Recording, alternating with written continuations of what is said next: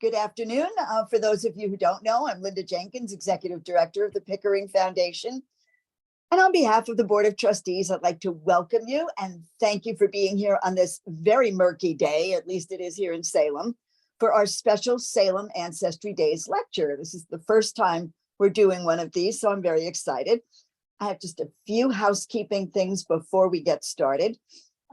First, to let you know that this is the last lecture of our official 2023 series until we let you know about a few possible hybrid lectures we're working on. Those will be in person and as well as Zoom. So watch your emails for notices. Second, watch your snail mail for an invitation to our annual meeting and garden party event this year. It will be held on Sunday, June 11th at 5 o'clock outside on the lawn, fingers crossed. And lastly, we're hoping to have a big music extravaganza this fall to celebrate the legacy of the late John Reardon, who many of you know, I'm sure, our former board member and musical impresario extraordinaire. So watch for all those events. But today, for Ancestry Days, we're going to learn about Salem Diarists. Here in Salem, and I'm sure throughout Essex County, we hear a lot about the diaries of Reverend William Bentley, but he wasn't the only one chronicling the times. Our speaker, again, who many of you know, Dr. Donna Seger of Salem State University and a neighbor of the Pickering House, is going to present an overview of Salem diarists and diaries over the centuries and focus on a few lesser known, insightful and chatty chronicles. I know it's going to be a fascinating afternoon, and Donna will take questions after her lecture, and she'll tell you how to do that. So let's get started. Welcome, Donna. Thank you very much. Carolyn, am I able to share now? You should be. Okay, does everyone see that? No? Oh, okay. You're a co-host, so you should be able to, you should have the function. Oh. Okay, hold on. Hold on 1 minute. We will work it out.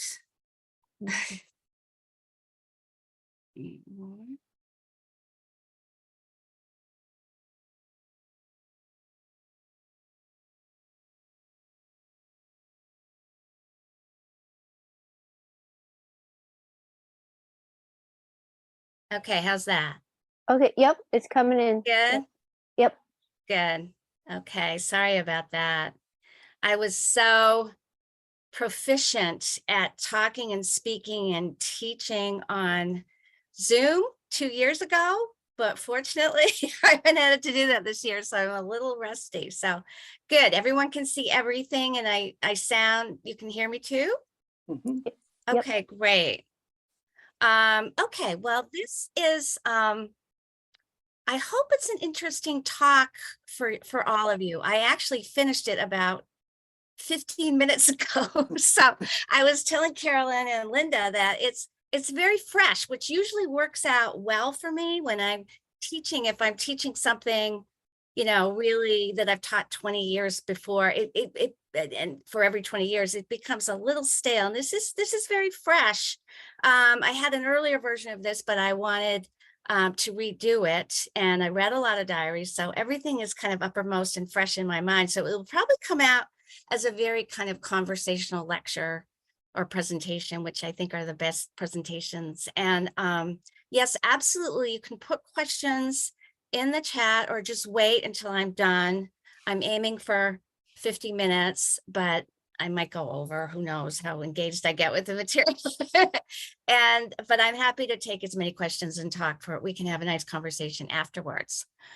Okay, so this is a range of Salem diaries from the 17th century to the early 20th century, all by people who were born, lived, and or worked in Salem. I just want to give you a few kind of themes and ways that I look at diaries and why I think they're an important source.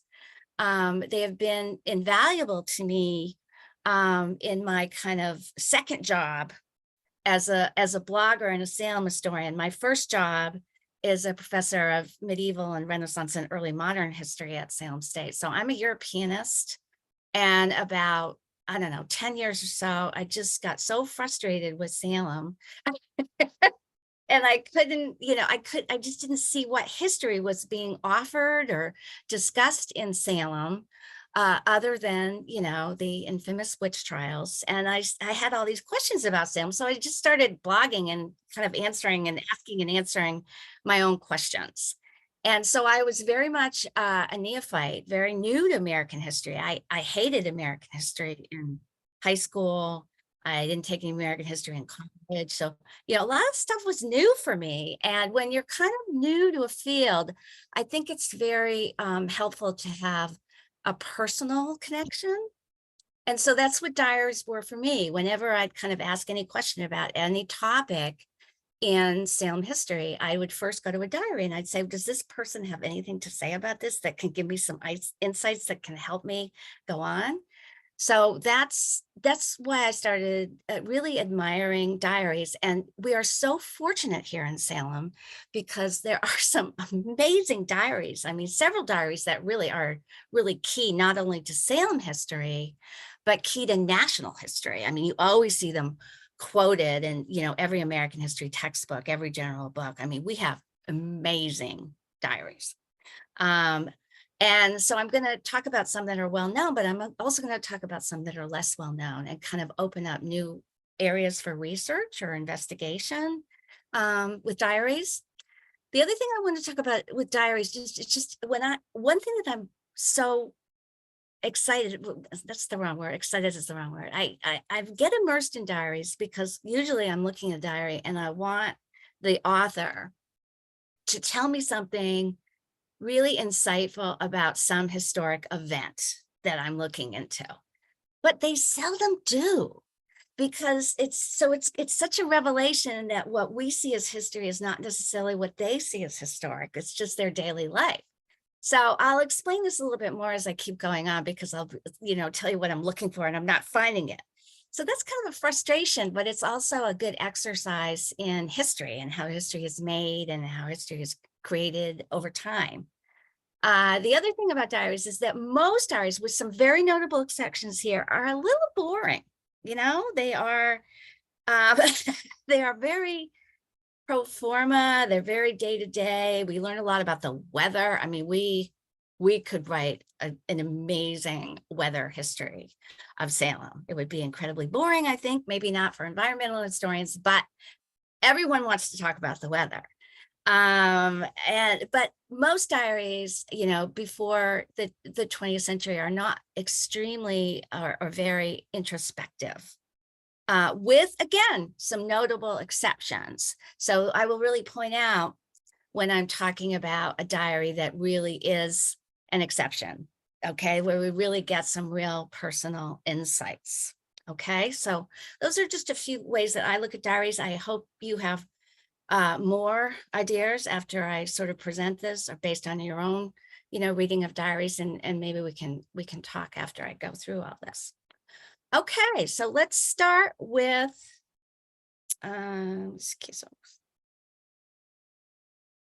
this is not moving. Do I have it in the right way?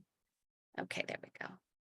Let's start with the big diary. And I'm not going to spend much time on this. This is Dr. Bentley, Dr. William Bentley, who has a voluminous diary from 1894 until his death in 1819 about everything that happens in Salem.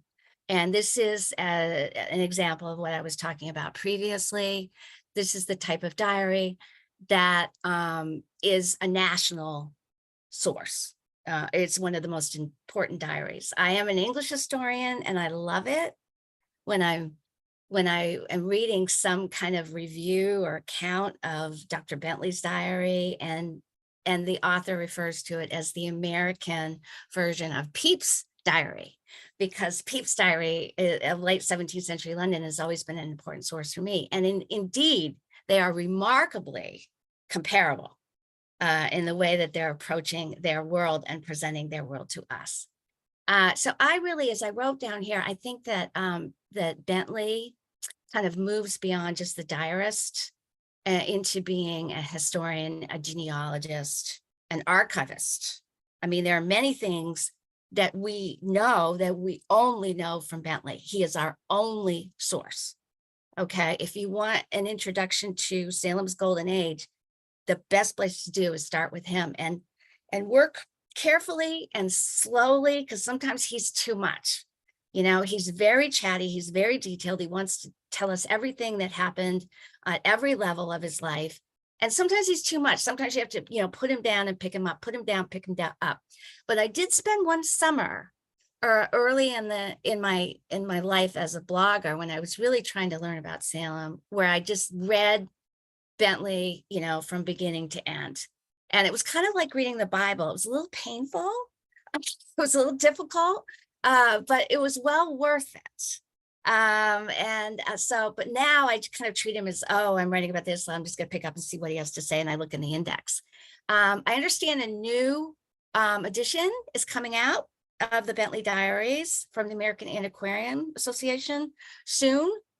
So that I'm looking forward to, because I'm really looking forward to the introduction. And I also want to point you to this source over on my left, Dr. Bentley's Diary of a Town. That is the catalog of an exhibition that the Essex Institute put on based on Dr. Bentley's diary in 1977. And it is, yes, remember, I see you shaking your heads about the lamented Essex Institute. And this book, this catalog is so great. Oh, my cat just jumped right up on the screen. Zoom lecture. This must have been such a great exhibition. You know, I was not here. I was a child when it was put on, but the catalog is just delightful. It's, you know, intermingling the art and everything he refers to. It's on the Internet Archive. A lot of the sources that I'm going to be talking about today are available to you on the Internet Archive or other sources. I'll tell you where you can get everything. Some are not, okay, but I'll tell you where you can get everything. But I really recommend kind of reading the essays and looking at the images from this institute, from this Essex Institute exhibition in 1977. It's a really nice introduction to Dr. Bentley before you kind of dive into the whole chapter, if you're going to do that.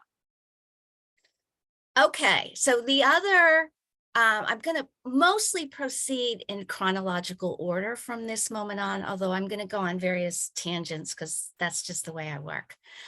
This is one of the other national diaries of national importance. Okay, this is the diary of Samuel Sewall. For some reason, I picked this kind of early 1960s kind of fun cover. But it's serious business because, as I wrote here, he was a judge in the witchcraft trials, and he later famously kind of repented and confessed his role in an amazing apology that was publicly proclaimed in his church in Boston in 1697. And this is also one of these diaries where it's extremely frustrating if you're going to read this diary the way most people read it, which is they're looking for information about the Salem witch trials, okay? Because at the most heated moments of the Salem witch trials, he's not there. He's not engaging with us. He's not, okay? But he jumps in the summer. So he's absent in the spring. You know, the Salem witch trials begins as a legal process in March of 1692. He's absent March, April, May. He jumps in later on, and he has some things to say, but I really want to say to everyone, please read this diary as something beyond a testament, a source for 1692. It's so much more in here, so much more. Everything is in this diary. It's really an amazing diary. I find it much more readable, okay, than Bentley's, mostly because he's internalizing a lot and he's dealing with his conscience a lot, and he's more personal than most 17th century diarists, for sure. I'm really familiar with 17th century diarists. Most of them get personal when it comes to matters of faith. he is doing that too, but he goes beyond that. I mean, he kind of tells you more than you want to know about everything. And there are also so many practical details of life. I think I put a few things in here that were highlights for me. He's dealing with a lot of loss. He has 12 or I think 14 children with his first wife, 8 of whom die. So he's dealing with a lot of loss, and he really deals with it. He deals with it in his diary. There's a lot of spiritual examinations, and that carries over into his reactions and his processing of his role in the trials, which I think prompts his 1697 public apology. He talks about his dreams. Okay, he will wake up and he will have had a very fervent dream, and he'll talk about it. That's not very 17th century-ish at all. And so that's really interesting. After his first, on another completely different level, after his first wife Hannah dies in 1717, he wants to get married again. And he does get married again, and then his second wife dies pretty quickly, and then he wants to get married again, and he starts some very amusing courtships, and he records the details of them, very much as negotiations, not as love relationships at all, in his diary. So that's kind of fun. He loves to eat and drink. That's another constant with 17th and 18th century diaries. They just talk about food all the time and drink all the time. They tell us everything they're eating and drinking all the time, which is very interesting.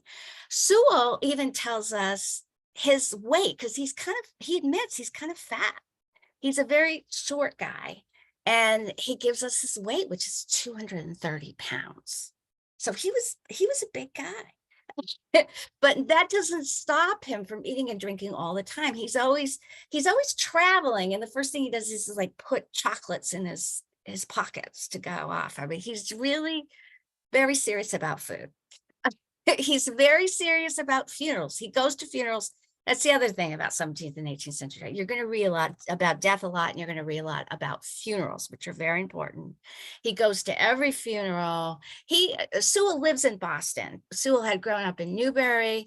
He lives in Boston. He's always going up to the North Shore, though. So a really interesting kind of insight into how to use his diary is to look at his commute to the North Shore and how long it takes, because he tells us, okay?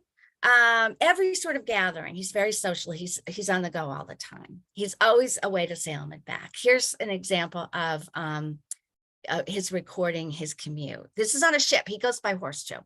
He left Winter Island at 4 p.m. in Boston by 11. Okay, so he does that throughout the diary. But big things we want to hear about, not so much. Sometimes not so much. It's very shocking to lose the original Massachusetts charter. Okay, he goes over to England with several other people to get a new charter from the king. There's an entry where he's sitting in this entry room in Hampton Court Palace, waiting on the king and council. And then he just leaves us. He doesn't tell us about what happened in the room when he saw the king and council. We only hear about his dinner on the way back to London. That's all we hear. We're like, what happened with the king and the council? So as somebody who's judging and an official, he talks a lot, and a militiaman, he talks a lot about threats on land and sea, and militia matters. But that's the big things he's a little reticent about, which is not unusual. There's several poignant entries. Once she does engage, there are several poignant entries about the Salem witch trials. Okay, there really are, and mostly in August and September of 1692. So here's just one. This day, George Burroughs, John Willard, John Proctor, Martha Carrier, George Jacobs were executed at Salem, a very great number of spectators being present. Mr. Cotton Mather was there, Mr. Sims, Hale, Noyes, Cheever, all the crew. All of them the accused witches said they were innocent, Carrier and all. Mr. Mather says they all died by a righteous sentence. Mr. Burroughs, by his speech, prayer, protestation of his innocence, did much move, unthinking persons, which occasions their speaking hardly concerning his being executed. It's an odd sentence. I had to read it several times. I was very interested in it though, because I do believe that that George Burroughs' testimony and sentence were very impactful. So I was glad to see Samuel Sewell say that. And in the margins, and he does this too, another way to read diaries is, you know, through marginalia and look at what's happening in the margins, because sometimes they reveal their most, you know, personal thoughts in the margins. He puts doleful, you know, exclamation marks, witchcraft.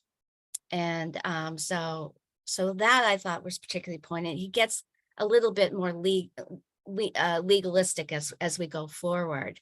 But again, after the trials are over, he goes through a process of struggling with what happened, which eventually results in is 1697 public apology, which he celebrated as a fast day every year thereafter, after 1697. So he's very thoughtful about it. But again, there's just so much more there in the diary and to him. So these diaries are a little bit more spare. These are two diaries by a father and son, merchants and judges of Salem, Benjamin Lynd Sr. and Benjamin Lynd Jr. Benjamin Lynd Jr. was a judge at the Boston Massacre trial. But again, he doesn't tell us much about that. These are much spare diaries. Both of these men were judges that were riding on the circuit. Okay, that's how justice was dispensed in 18th century Massachusetts. So they're riding around on the circuit, just continuously holding courts as far north as Maine and as far south as Martha's Vineyard. Okay. The senior judge is extremely detailed, and I realized it was because, and he's not detailed about his, again, his cases. He will tell us eventually, oh, I put a, you know, guilty sentence and that man hanged. He'll tell us that's kind of like beside the point. What he's principally interested in doing is keeping accounts of everything that he ate and drank at the tavern while he's on the road. So he can present these accounts to get compensated. And then he gets worried because the compensation is not forthcoming. And he's on credit with these various tavern keepers, most of whom are women. And so there's just a lot about that. So it's very detailed, but I really love the way he writes about food. So I found that particularly charming. Benjamin Lynd Jr., so he's a little disappointing in many ways, but he's living through an interesting age. So it's definitely a worthy diary. So again, they're chief justices. I was reading I noticed after going through Lynd's diary quite a bit that in the summer, he really liked to eat lobster a lot, and not just for dinner. He wanted lobster the next day for breakfast. He wanted lobster and cider. He wanted lobster in a cream sauce. I found a really nice 18th century recipe for that. My husband catches lobster all summer, and so I'm always looking for something to do with all this lobster. It's too much lobster. Tell me if you want some lobster. Anyway, if I don't like lobster. Okay. And we do get with Benjamin Lynd Jr.'s diary, we have the whole beginning of the Revolutionary era, you know, starting with the Boston Massacre, which he's on the bench for, and then proceeding up to near the end. He dies in 1782. So, so this is kind of what it looks like, and this is Lynd Jr., so you can kind of see how it could be disappointing. So here's April 19th. We just went through a detachment of regulars under Colonel Smith early at Lexington where there was a fight, then to Concord, Lord Piercy with 16 companies to support Colonel Smith. The regulars lost 273 men, the Americans about 60 on this line of encampments from Roxbury to Mystic. That's it. That's it. He has no opinion about this at all. We're not going to see, anything about anything that's happening from him. He's just strictly, I'm telling you kind of what happened. And then he goes on. He always wants to go to his farm. He doesn't seem particularly interested in everything, but it's kind of later in life for him at this point. And clearly riding the circuit was exhausting business. His father, I mean, imagine they're getting up in the morning and riding to Portsmouth, riding to York, riding to, the Cape. They both went into their, 70s on the circuit. So I think he's pretty tired by this point. Okay, so now we're going into kind of a realm of diaries that I call the Tory diaries. I think one thing that really needs to be done is someone needs to write a book about Salem Tories, because there are so many. One author describes a stampede from Salem in 1775, a stampede, okay? They have the most interesting lives. They decide to go, and then they go and they tell us all about the ship. They don't tell us a lot about their feelings, okay? Particularly Benjamin Pickman here. He, again, he's abroad from 1775 to 1785, 10 years, okay? Then returns in 1785, and he is a remarkable man.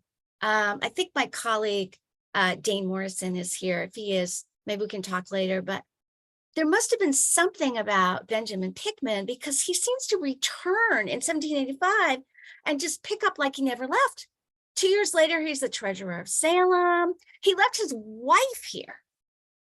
Okay. He's just like, I guess he was a charismatic, nice man, and everyone was just glad to see him come home. While he's abroad, it's just parties, going to the club. They all have various clubs. There's the New England Club, just for New England exiles. They meet their fellow Salem guys there, and they talk about Salem. They don't really opine too much about missing it, or missing their families, or missing their wives, or missing anything. It's just on to the next thing. They also tour. We get kind of a tour of England by all of them. They're on the road all the time. They clearly have nothing to do. They're just touring and going to the clubs. It's kind of a nice life. Now, here is his fellow loyalist at the same time, Samuel Kirwan. Now, Samuel Kirwan is a more difficult man. Clearly not a nice man. He's doing kind of the same things that Benjamin Pickman is doing. He's going to the New England Club regularly. He's not happy, though. You get the sense that Benjamin Pickman is happy. This is not bad. He's very unhappy. I put a quote in here. He seems to regret coming over here, but at the same time, he doesn't make any steps to go back. He has no reverence for his wife at all. They have a terrible relationship. He leaves her behind, and there are, a few letters. Fortunately, we have these nice, compilations and editions that were mostly published in the early 20th century by descendants of Kirwan and Pickman and various antiquarians. And so they have the actual diaries, and then sometimes they will have letters as well. So we're looking for some kind of a relationship between Kirwan and his wife, between Pickman and his wife, but we really can't discern that from the few letters that we have. Kirwan I had to reread it quite a bit. Every once in a while, he'll kind of go on a rant.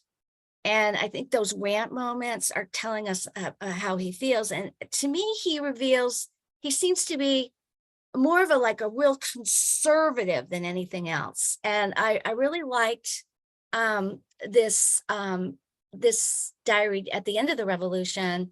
he received a letter from a friend which confirms the report of increase of buildings in Salem, and that the rich and powerful become so by privature and raised from among the meaner people who belong not of my knowledge and the late wealth and respectable, known to and by me, are generally fallen to decay, a revolution as extraordinary among individuals as the state has undergone. How about that? A revolution as extraordinary among individuals as the state has undergone, a social revolution by meaner people. Of course, he means, lower people he doesn't know. And he's not thinking about that. So he decides, I'm staying for another 2 years. I know the revolution is over. And then he goes back and has a tantrum because his wife's nephew has wasted all his fortune. These are the wives they left behind. We have beautiful portraits by Joseph Blackburn of Mary Topham Pickham and Abigail Kerwin over here. They were literally minding the farm. These women were responsible for the finances. They had some help, but as I said before, when Kerwin gets back, he's so mad at Abigail. He goes back to England and then he writes to a friend, if she dies, do not bury her in the Kerwin vault because I don't want to be in there with her, because her nephew squandered my fortune. He's away for 10 years on a tour, eating and drinking. She's minding to the family business. Even more so with Mary Pickman, look how elegant and lovely she is. She's spending a lot of time at the Pickman farm, which I put out here. This is a massive farm in Salem, off Loring Avenue, extending, up to the Salem Woods and down to Jefferson. Massive farm that existed in various forms until the late 19th century, different owners. Became very famous Loring Farm after it was the Pickman farm.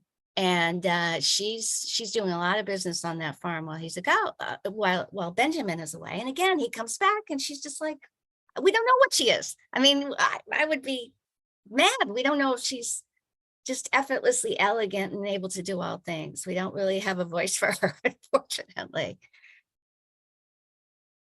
Okay, so this is one of my favorite ones.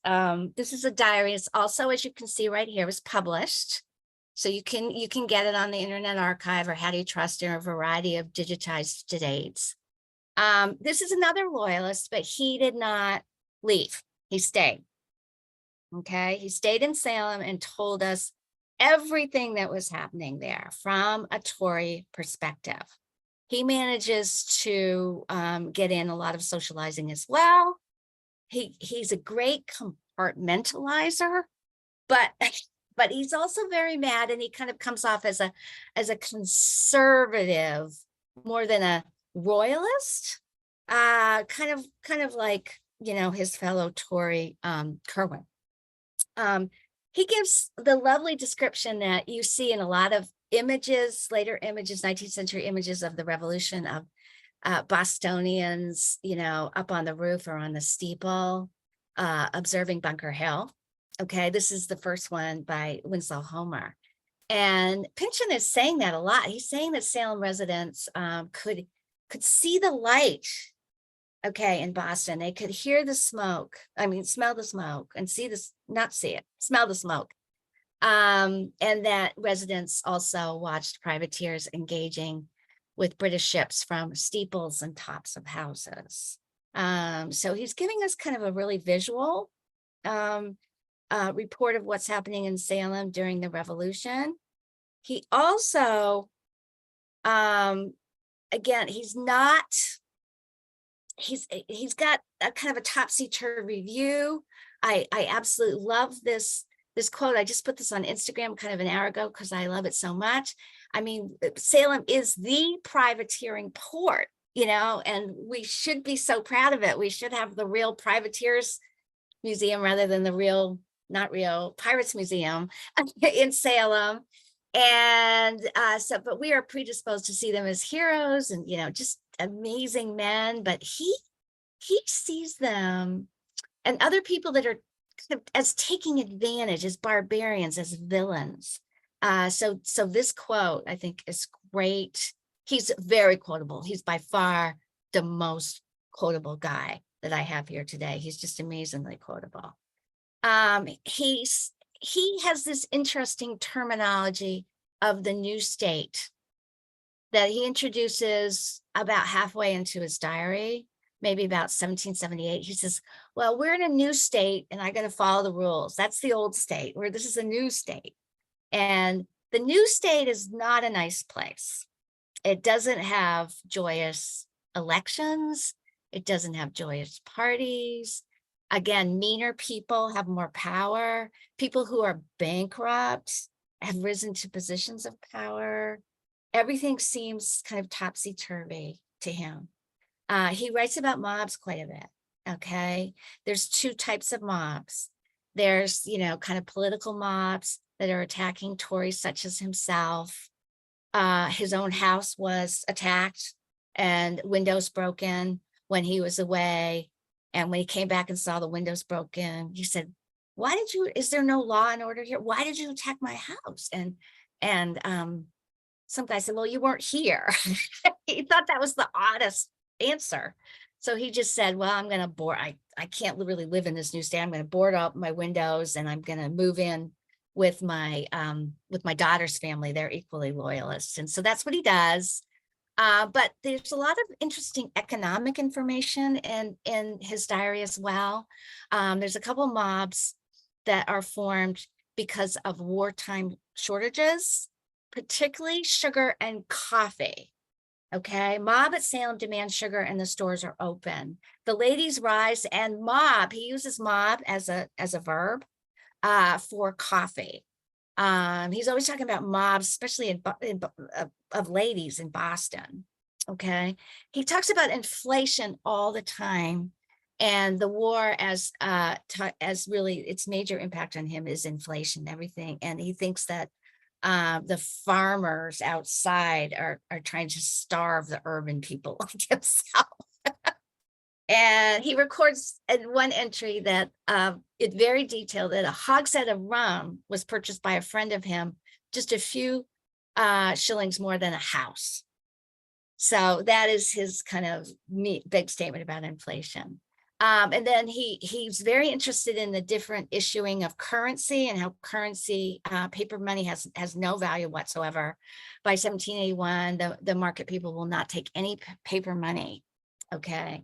But when that's going on, he still meets up with all his friends, friends of like mind that didn't leave.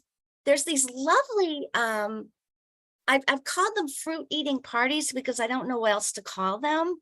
But various gentlemen go over to each other's houses and they just sit in the back in the garden where there are fruit trees and they just eat fruit for the afternoon. It's really funny. It sounds very sociable to me. He also, I will tell you, he is probably our best source for Negro Election Day, that festival day where, the African Americans are able to kind of rule for a day. He goes to that festival. He has a great deal of fun. He records this everything. He's a really good source for that. So interesting mix with these people. Life goes on in its festive way, but we take time to comment from time to time on things.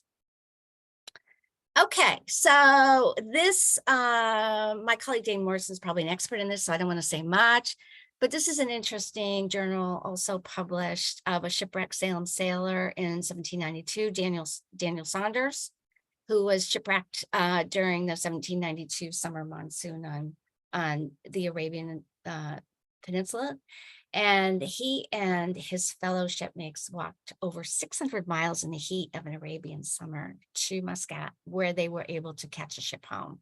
So he tells us about, the savages. He's in their country, but of course they are savages along the way that he meets along the way, some that are helpful and some that are not.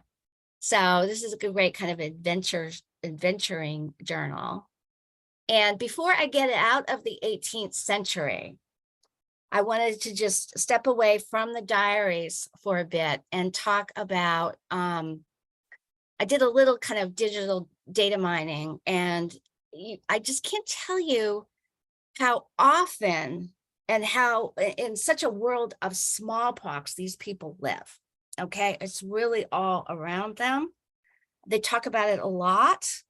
Pynchon, this is another place where Pynchon is really, really good. He is inoculated because he is friends with Dr. Edward Holyoke of Salem, who's another loyalist that does not leave and has his practice and is an early adopter of inoculation.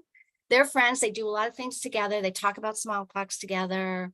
There's efforts to establish a smallpox hospital. There's a kind of a public initiative for inoculation. He tells us about that. I mean, just smallpox is just all around them. And the other, so I'm sure that's not surprising to most of you. The other thing that's very common, and I don't quite understand to the extent that I understand smallpox, are earthquakes. They talk about earthquakes a lot. Samuel Sewall talked about earthquakes, and then I've just given you, the major, look how often it is, 1732, 1742, 1744. Then we get, into the big earthquake in the middle of the 18th century, which was felt on both sides of the Atlantic Ocean. But then there's these other ones, and it just seems like earthquakes are much more regular occurrence in their century than in ours.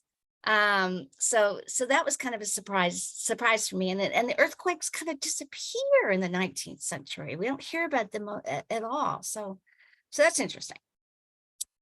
Okay, so I'm going to bring you into the Holyoke diaries. Most of the diaries are at Harvard. We have a selection of diaries. I'm just really going to talk about the two principal diaries, which are of Dr. Edward Holyoke, who I just referenced, and his wife, Mary. These and a few other family diaries were collected by family members and published by George Francis Dow, who's Salem's great antiquarian at the beginning of the 20th century.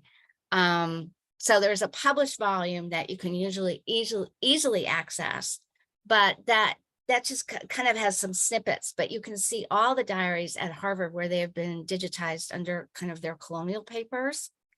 I think most people are familiar with Edward Holyoke. He's, a man, a great doctor who lived to over 100. So he has a kind of a large imprint on Salem history, but I'm kind of a little bit more interested, and I wanted to make a segue into some women's diaries here as a kind of a special subgenre of diaries.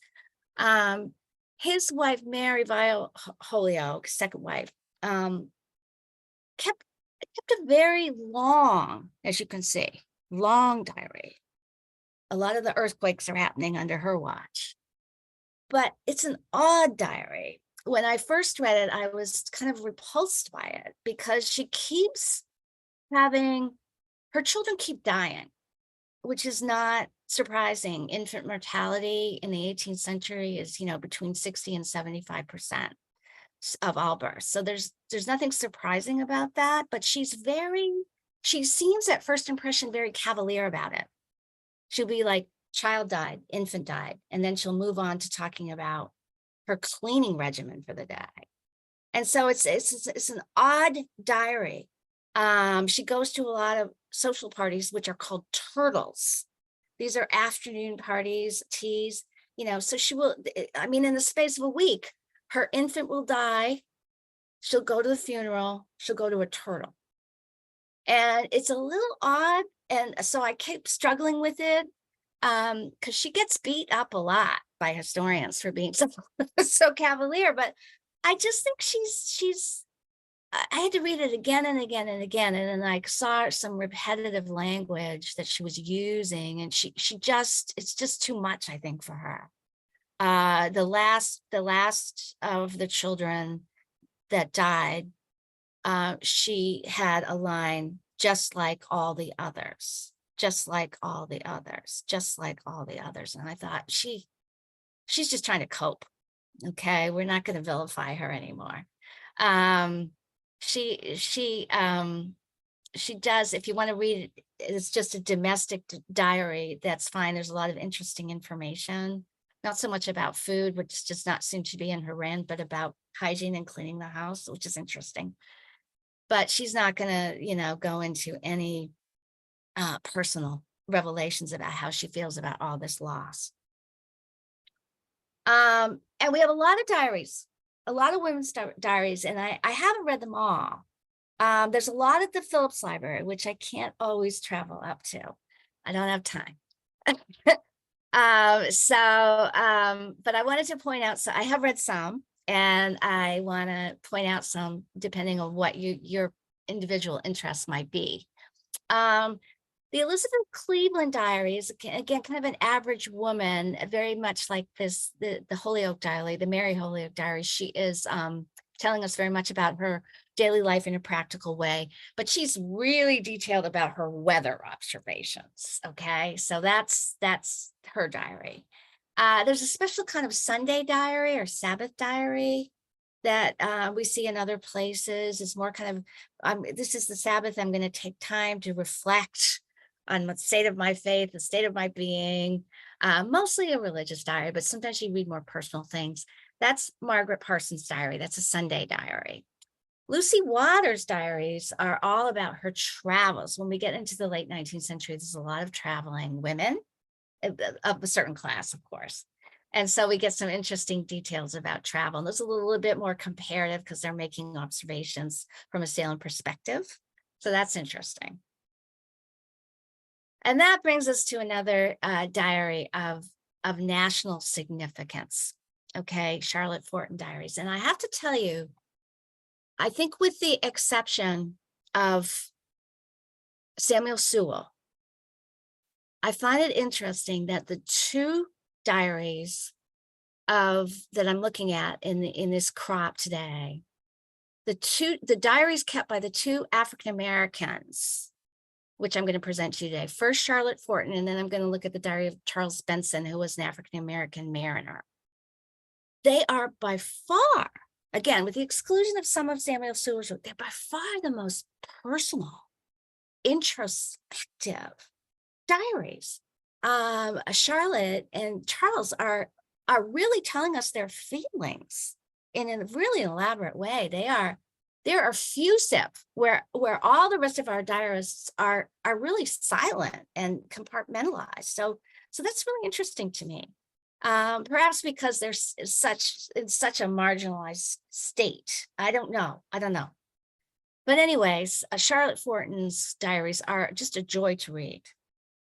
She takes on all the events of her day, and she tells us her personal feelings about them. It's just, she loves nature. She loves to talk about nature and be in nature. She, once she starts teaching, I love her descriptions of teaching. She's like, well, she's doing kind of what I do, especially at this end of the semester. She's like teaching to the good students.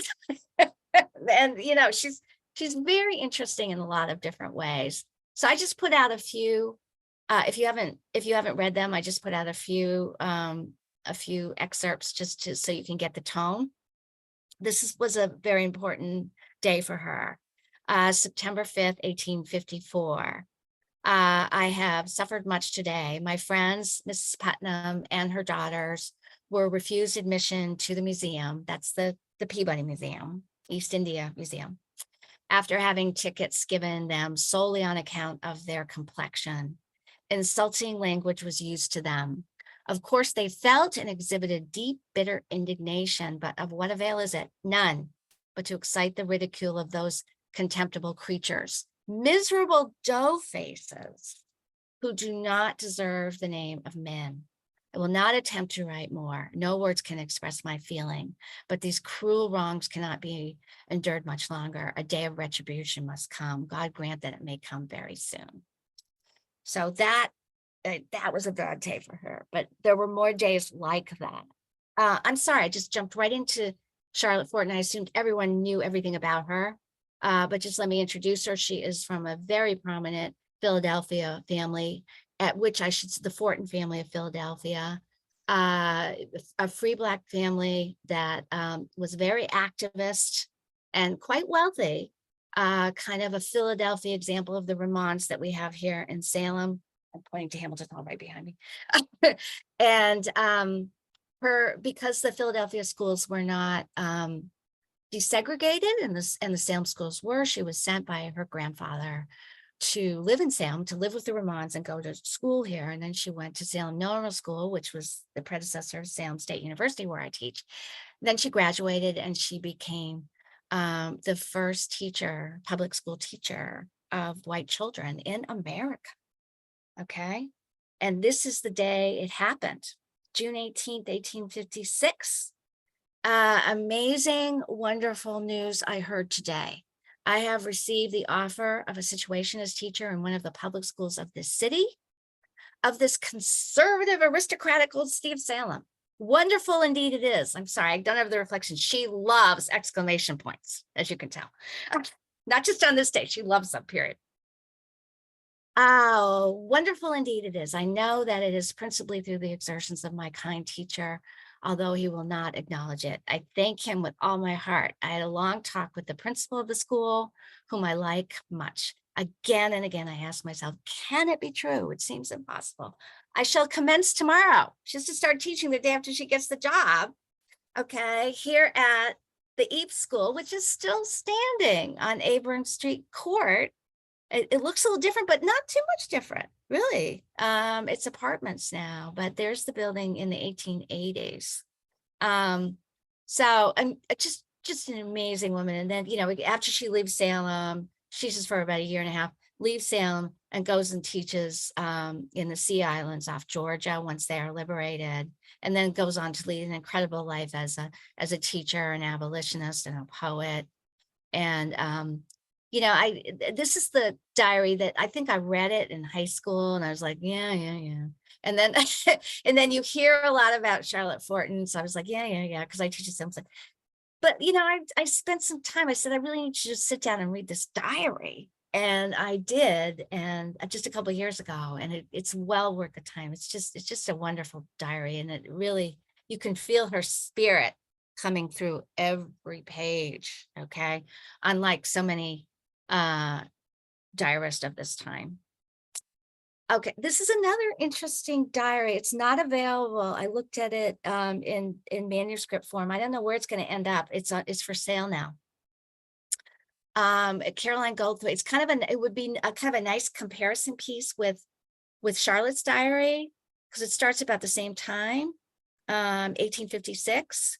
Carolyn is a white girl, and she's from a pretty wealthy family. She's very good writer for a young girl.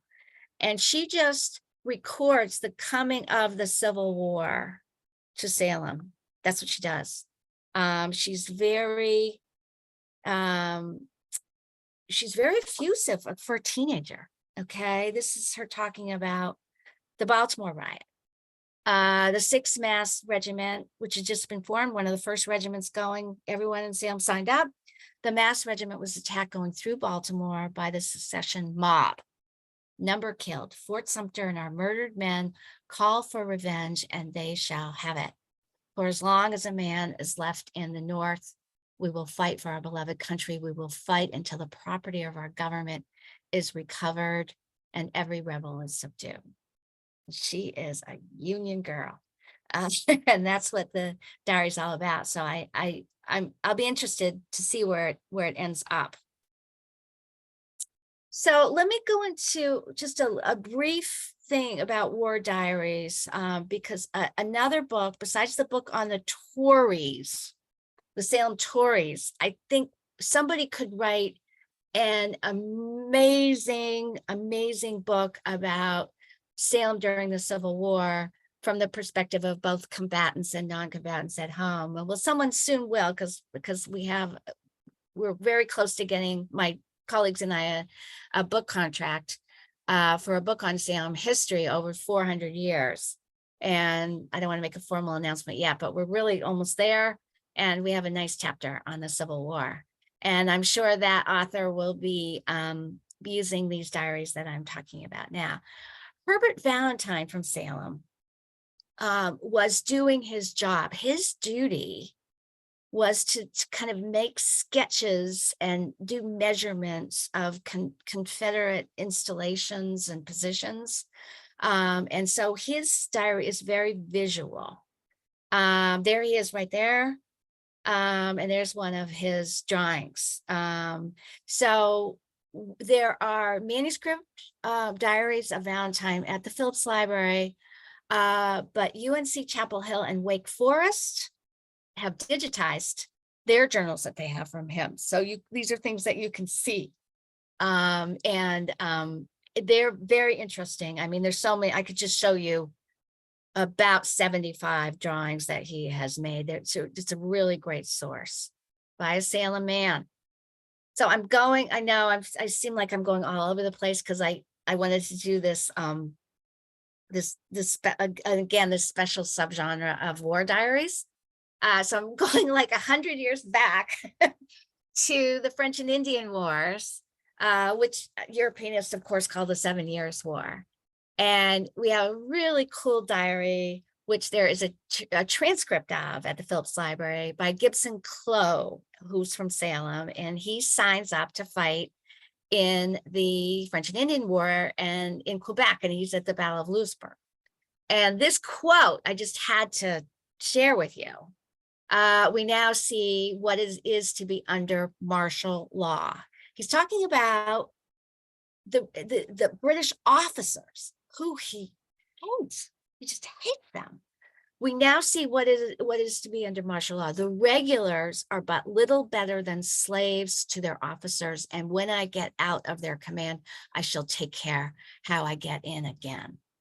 So I thought this was so interesting, given that it's, decades before the revolution. And this guy is like, he talks about British and American revolutions in this relations in this diary even then.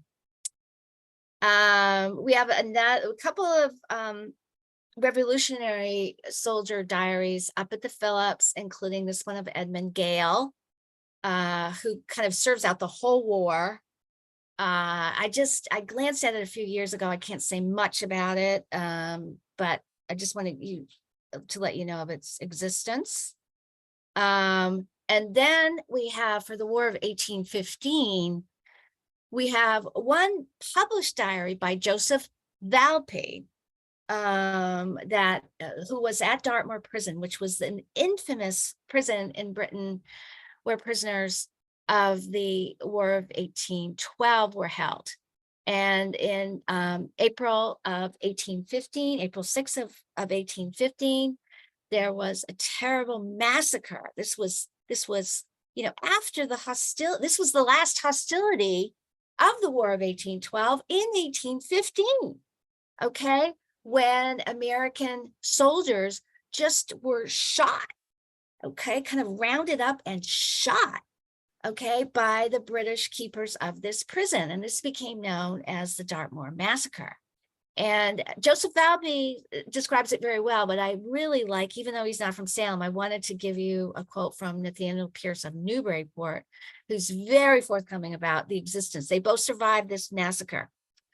Pierce compared the slaughter of Americans. So 9 died, 36 really gravely wounded. He described it to the Boston Massacre and described the killings as like firing into a hen coop among a parcel of fowls.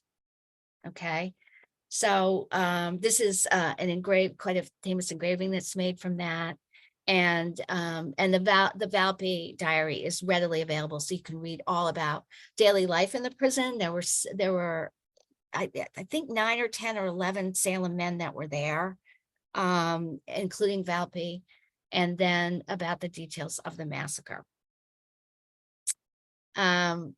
In the publication of Valpy's diary in 1922, they had a daguerreotype from I think the 1850s, although it seems like it should be earlier, of the survivors of the Dartmoor Massacre. And so this was something that was gravely felt at the time. Also at the Phillips, we have a diary. It's not extremely forthcoming, of William Neal, who was on one of the monitors Okay, the Union monitors of the Civil War, largely in Charleston, from 1862 to 1863. So when I said earlier that we could have an amazing Civil War book, we will have an amazing Civil War chapter. That we get just various perspectives before the war and during the war. So here we have, the third assistant engineer on the Monitor. Unfortunately, he's just not a lot forthcoming. So there's another source from a steward's perspective. And this steward tells us, oh, I'm sorry, I went too far. That, let me see if I can go back. Yeah. That, here you go. The day before we left Port Royal, First Assistant Engineer Bordley was condemned by a medical survey and ordered north to the Naval Hospital at Baltimore. And on the voyage up to Charleston, Third Assistant Engineer Neal collapsed while on duty in the engine room and was the next day sent on board the gunboat Powhatan on sick leave. There they are in the summer of 1863 in an ironclad boat in Charleston Harbor. I can't imagine anything worse. And so unfortunately, Neal was kind of taken out of the war, and he doesn't really describe his feelings about that. So unfortunately, we have this other view. Okay, so this I wanted to show you. This is much later. This is the Nahant, the Monitor, the old Monitor on which Neal served, was used in service in the Spanish-American War in 1898. I can't imagine this, but it was. And on the back of this postcard, which I have, it says that these holes that you see here are the holes that were sustained by shelling in Charleston Harbor back in 1863. I mean, it seems incredible to me, but again, I had to share that postcard. All right, this is another amazing view of the Civil War from Dr.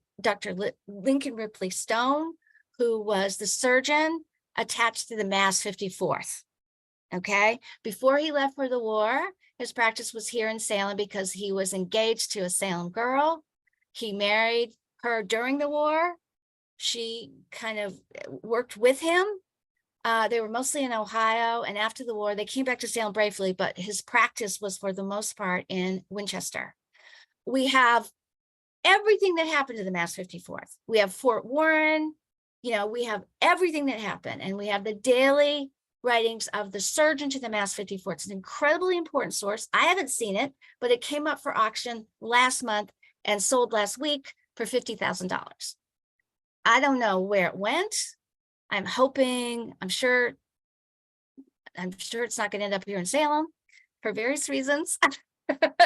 But I'm hoping the Mass Historical Society bought it because they have a really great, collection of Mass 54 things. I would assume they were, but I don't know. It's too soon to know who got it. But incredible diary. So think about it. We've got a surgeon. Here's another guy.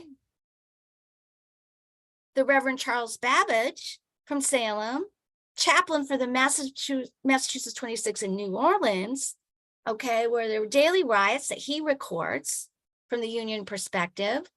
We've got, the guy in the Monitor. We've got the surgeon. We've got the chaplain. We've got Valentine. I mean, we have a lot of amazing insights into the Civil War from Salem residents and Salem natives. So just amazing. Okay, so I gotta keep going. I'm sorry. Ooh, I'm running over. I'm sorry. I'll keep going quickly. So this is the other amazingly personal, rare, and insightful journal kept by an African American, in this case, a man, Charles Benson. Okay, Charles Benson was a native of Framingham. He grew up in Framingham and he moved to Salem, I think in an effort primarily to escape his first wife. Sorry, didn't really have a heroic beginning. And there he sought all sorts of work, fell in love with another woman, started having a family, and he just started signing up for sea service because he was a good cook. So the wages that he could receive as a steward on board a ship were much higher than anything that he could get here in Salem. So we have these series of journals where he is traveling primarily on the bark Glide going to East Africa, okay, which is trading cotton and other, manufactured goods for various products over there. And he puts together these elaborate journals, which proclaim his love for his wife and how homesick he is at the same time that he's recording his everyday activities, which include cooking and also all the medical duties on board the Glide. And he will jump out of doing some, very perfunctory task and go into a long entry about his feelings and his homesickness, but he can never earn enough in Salem. He tried for a number of years in between the journals. He can never earn enough in Salem to support his rather large family, so he keeps going to sea, and he's sad about that. But at the same time, he likes it too. He's a little torn. So we have a whole series of journals that the Phillips Library has digitized, and they are available at the Internet Archive. And then we have one, journal at Yale, Yale is also digitized theirs as well. So this is the first page. The thing about the Benson diary that makes it so interesting to me, it's not really a log. I was kind of excluding logs from this talk because there's just so many logs and it's kind of a different genre. It's primarily a diary, but it also looks like a form of scrapbooking. He loves to make collages and put all this imagery in his diary, and he writes poems, and he's always referring to his wife. Everything is about his wife. There's another, this is, he'll tip in, a lot of things are tipped in at various places. So we will have, the weather and perfunctory stuff and what they're eating. And then we'll have this lady. And the tugboat this is the beginning of another journey. The tugboat took the bark from Lewis Wharf and from all I hold dear on earth. And this is, I clipped it too much. It's too artistic. This is an entry and it says, Jenny Pearl, that's his wife. That's her name's Jenny. He calls her Jenny Pearl. Jenny Pearl, we will have another chat. So he uses diaries the whole journal is just his diary entries to Jenny as if they're having a chat on the pages, so he goes back and forth. So how is it with you, Jenny, today?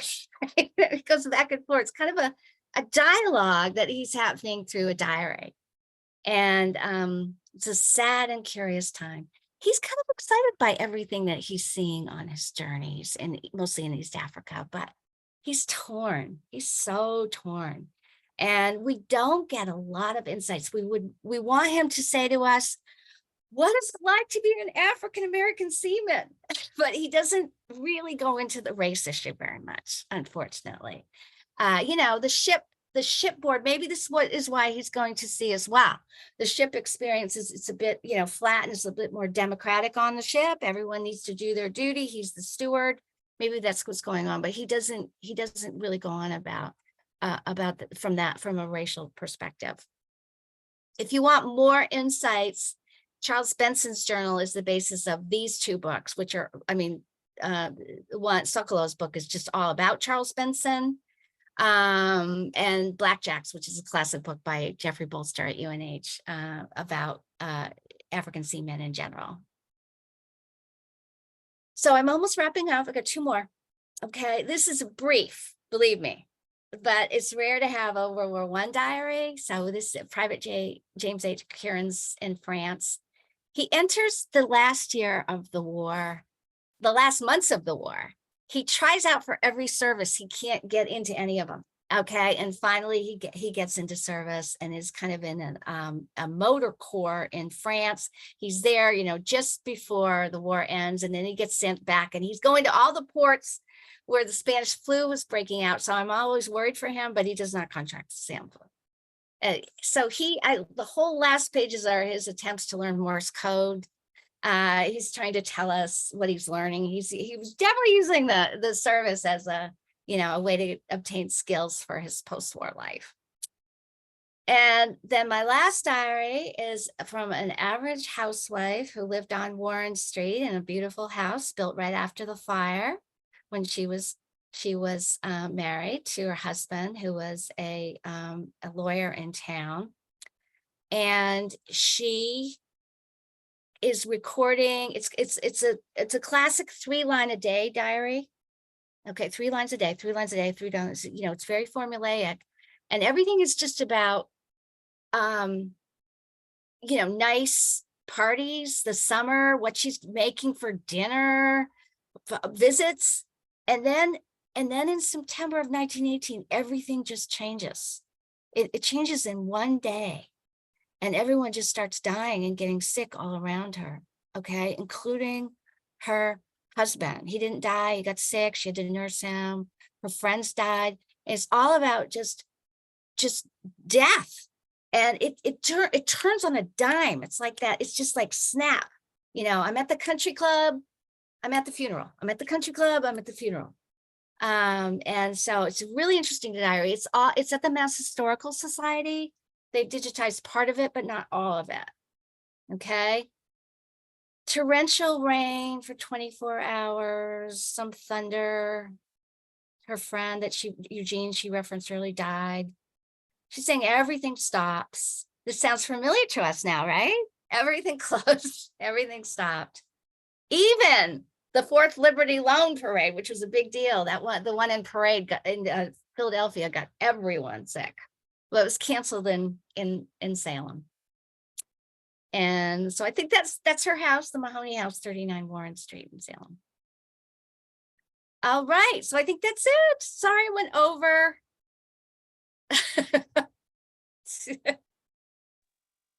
Donna, that was terrific. It's Linda here. I'm going to be the first one to sign up for lobsters.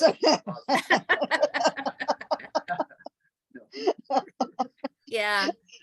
But please, if anyone has questions, please either put them in the chat or raise your hand and Donna will call on you. This was great. I'm out to get the Sewell diary, the Lucy Waters diary, and the Charlotte Fortin diary. So you've converted me, and I'm not a historian. So yeah, and but you're a writer. So yeah, Charlotte Fortin is a really good writer. I think it takes a lot. I think it says something to be a good writer of a diary, because you're kind of, you know, you're really not performing when you're writing a diary, are you? Yeah. No, it's generally personal, but really good. Yeah, good. Very good. Excellent. Questions, anybody?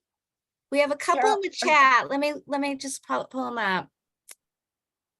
This is certainly not an exhaustive list. There are so more. Thank you, Charlie. Thank you, Don. Timothy, besides Charlotte Fortin, are there other diaries or primary sources about society and politics in the 1830s to 1850s? Yes, that one by Elizabeth Greaves is just that period. Unfortunately, she doesn't say anything about the things that you're interested in. That's just not her world at all. You know what? I really know nothings. You know what? Let me tell you. I think there's a diary. What were they called? See, I'm not an American historian. Charlie will know. Charlie, what were those vigilantes, you know, before the Civil War, like wake up people or wake up. Do you know what I mean? You're looking at me like, no. Yeah, I don't recall. Yeah. Wide awakes. They were kind of, you know, those Americanists know nothing. There was a young group here in Salem of those people. I think the term is wide awakes, but actually, Wide awakes. Thank you, Don. Wide awakes. But I think actually they were, because I used to work at the Rhode Island Historical Society, and we had a wide awake banner in support of Lincoln. So I thought they were on the good guy side, but no, I don't think they are. Well, maybe they are. I don't know. See, I'm not an American historian. Anyway, actually, maybe you are right, John. Anyway, somebody wrote to me on my blog. I have 2 diaries that have been sent to me since writing my blog. One is is of Mary Jane Derby of the Derby family, which is a very valuable diary. She just gave it to me, and I'm not sure to which repository I'm gonna give it, because I don't know. I want it to be in Salem, not in Raleigh. And somebody sent me this Wide Awake journal. So I don't know what to do with that. So I haven't really read it yet, but Order of the Star Spangled Banner. Wow. Okay. I think more will be uncovered. I think that's another topic, immigration, that really hasn't, we need a lot more insights into that, I think. So I think we'll be looking for more sources on that. Absolutely. In that period, that you're so right, Tim, that is such a key period in Salem's history. Absolutely. There's a temperance diary from them, but it's boring. It's really boring. Well, they're temperance people. What do you expect? Yeah, why wouldn't it be? You know, as you're lining people up to write books, Donna, Dane, and Charlie, everybody else, listen. I am enamored of Mary Orne Pickering, Oh, John yeah. VI's daughter, and we have many of her diaries, and of course she wrote the life of her father and everything. We have her cookbooks. We have just wonderful resources, and I can't find anything. When you look her up, all you can find is that she wrote the life of John Pickering. So, well, Charlie yeah. Charlie, you should write a book on her. Yes, Charlie, you should write a book on it. Or we should have, it would be fun to do an annotated cookbook, like to do her cookbook and then like have some topical stuff attached to it. Those books are very popular, could be a big fundraiser for the Pickering House. That's a great idea. That's a great idea. All I need is a historian. Know where I can find one? There's too many in Salem. We're lousy on the ground. It's like architects, right? They're everywhere. There's architects. There's more architects than historians, that's for sure. Speaking of which, here's an architect who's going to chime in. I'm sorry, I didn't have. Hi, Liz. Hi. Hey, Donna, you were great. This is, there's almost another subgenre out there of accounts of seamen who have been taken into slavery. And you mentioned one. There was another that was written, which became a bestseller in the late 19th century, Sufferings in Africa. And I've been told that it was Abraham Lincoln's favorite book. Well, who knows if that's for sure. But your reference to one of them reminded me of Sufferings in Africa, which is a terrific read. Same thing, American ship that is taken actually off the coast of Morocco, I think, and the crew put into slavery and making their way across Africa. In the case of the guy who wrote it, Riley, I think his name was, eventually find his way to an American consul and getting. Well, Liz, we have the expert here, who's my colleague, Dane Morrison. Dane, are you still here? Can you speak to Liz? Okay, his name is here, but he probably went off to get something to drink. Oh, he's still But his two books, Dane Morrison's two books that's exactly what they are. They're about Americans abroad and in the Indian Ocean and in the Pacific and all these encounters, these very dangerous. There you are, Dane. Can you speak to Liz's question about? Dane is muted. I've poked him twice, so it's up to him to unmute himself. He does this in department meetings too.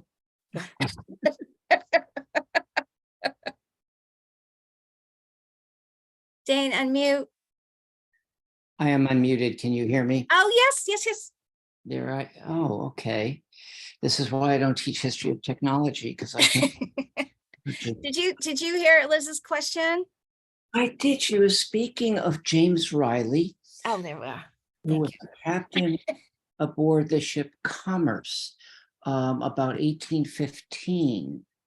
And I forget exactly where he's from, but yeah, the ship is shipwrecked off the shoals of West Africa, and the Riley and the crew are captured by a wandering band of Arab nomads, and they kill one or two of the crew. I think they kill the African-American sailor who comes ashore.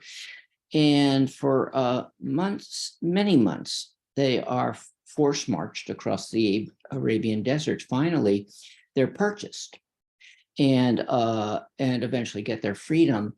The book was really rather scandalous. It went through 7 or 8 editions. It's scandalous during the antebellum period because it presents the idea, the specter of white people captured by and enslaved by people of color.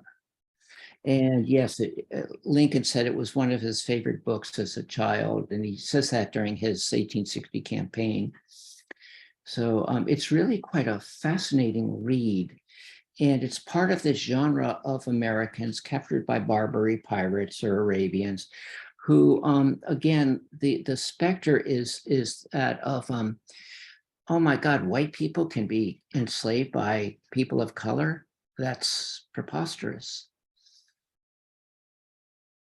And Yeah, am I right, Dane, that there was another, and the reference to the ship Glide sort of rang a bell, that a ship out of Salem, I think, which had a similar situation. Is that right? I think so. I don't know that much about the ship Glide. I think there was a shipwreck and possibly a mutiny. Mhm. But there are a number of these British American, that is in the 1680s, 1690s, and others, and Americans who are captured. I think there are 700, 800 in all, captured between 1784 and about 1815, held in these Barbary prisons. They were called bagnios. And the Washington and Adams administrations went to great pains to raise the money to ransom them.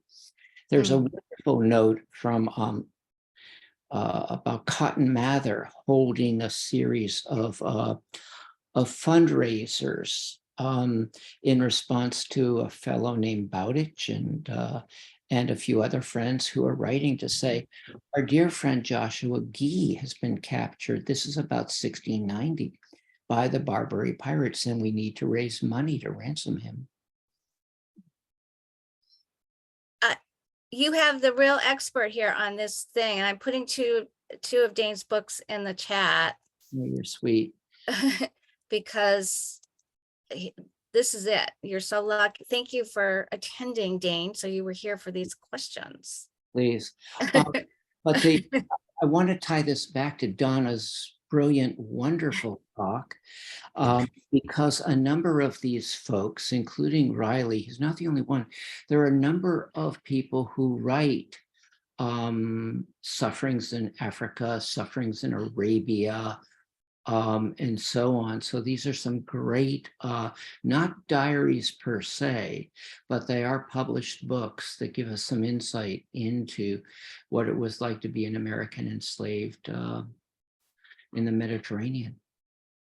And it's a genre that goes way back even to the period of my professional work, which is the 16th century, when, you know, English and other Europeans are always being captured by Turks. They are just wild books about what happens to them at the hands of the Turks. And of course, the American Indian captivity narratives too. So it's a really interesting as you say, subgenre, or even genre, I guess. I mean, it's really captivity narratives. Okay, Chris Burke. Natural history in Salem. I knew that would come from you. Well, you know that natural history. Holyoke has a lot of natural history. Edward Holyoke's. Bentley has some natural history. Yeah, Bentley has natural history for sure. Yeah. But yeah, Bentley has great stuff about the pasture, and he's in there a lot. Yeah. Yeah. But I would think there would be more, and I think I'm going to research that. given that, this book is coming up, because Salem was a real center for, natural history research Mhm. in the later 19th century. Dana, is there anything on that in your first book that Salem is about natural history? Well, not so much. Actually, what I'm thinking of are the agricultural societies that form around the 1820s, 1830s. They put out magazines and newsletters and such. But I don't know of any, say, diaries that specifically address natural history beyond what you said about weather and temperatures and that kind of thing. Yeah. Definitely the lines, it's probably not enough to please you, but they both would rather be on the farm. Whenever they get home to Salem from riding a circuit, they go right out to their farm. And Pickman does too. And they just tell you what crops they're putting in. They certainly don't go into trees. No one talks about trees at all. They take trees for granted. They do. Except poplars, which seem to have some political significance, I think. But I'll think about it and get back to you, Chris, because I think there should be more.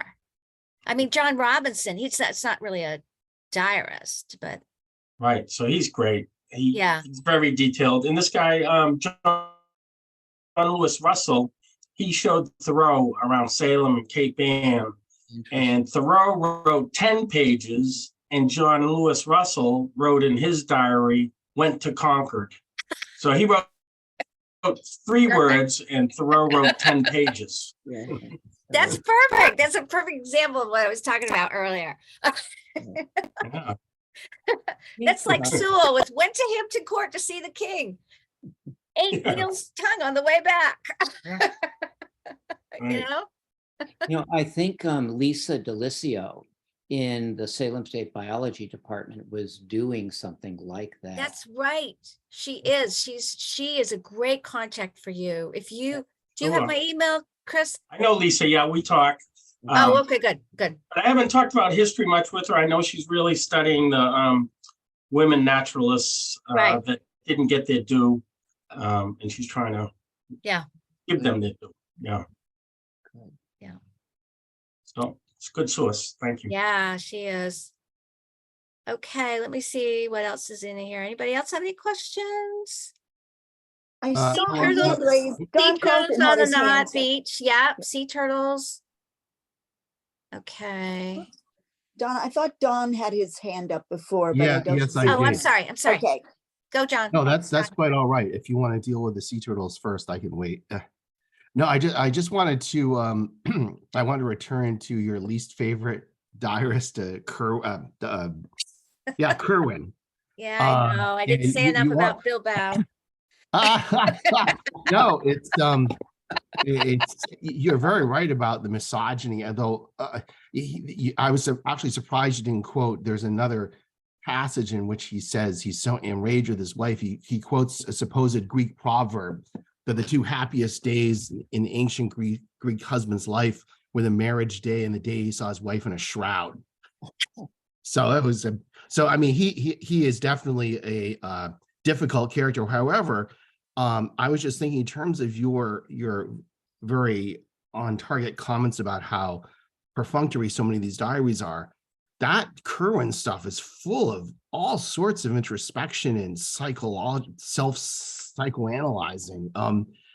I just, Yeah. even though he's a bizarre and perhaps nasty, or I mean, who knows what his wife did to him, but let's just assume he really is just an out misogynist. But he puts a ton of personal stuff in there that's quite amazing and interesting in terms of just how someone's brain worked then, although maybe a miswired brain. And yeah, regarding Bilbao, he has a section where he just lists all the different hair's breadth escapes in his life where he nearly gets killed in 1778. And he unfortunately doesn't say when it happened, but he was in Bilbao at some point in his past.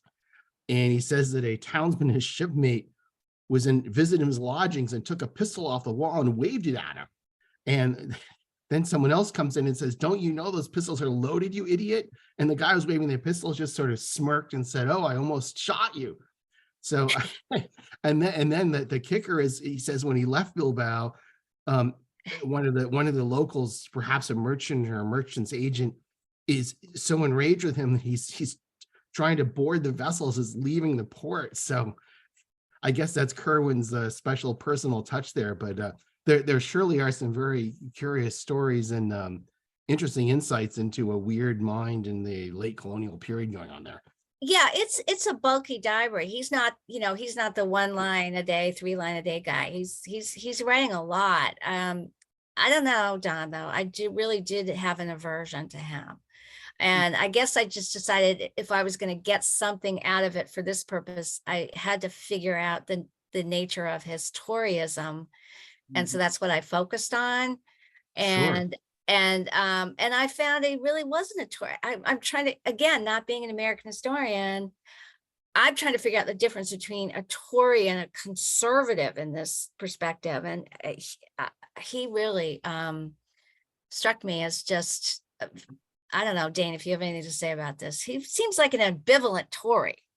Well, Andrew Oliver's comments in the stuff say exactly what you said, Donna. I mean, Yeah. that he was maybe just against everything. I don't know. Yes, that's what so it's like, okay, I've had enough of you. But maybe Dane can shed some light on this mystery.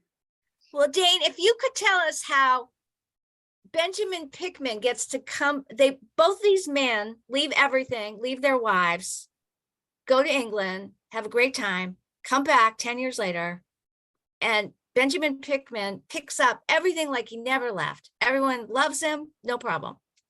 Kerwin obviously had struggled in many ways. What's the difference? Their personalities? I think their support for the cause. I don't know how Pickman behaved in England, but I'm guessing that he kept pretty quiet, pretty much to himself in the club, as you pointed out. But there were Americans who were writing editorials in favor of the crown and opposed to the Patriots. There were Americans who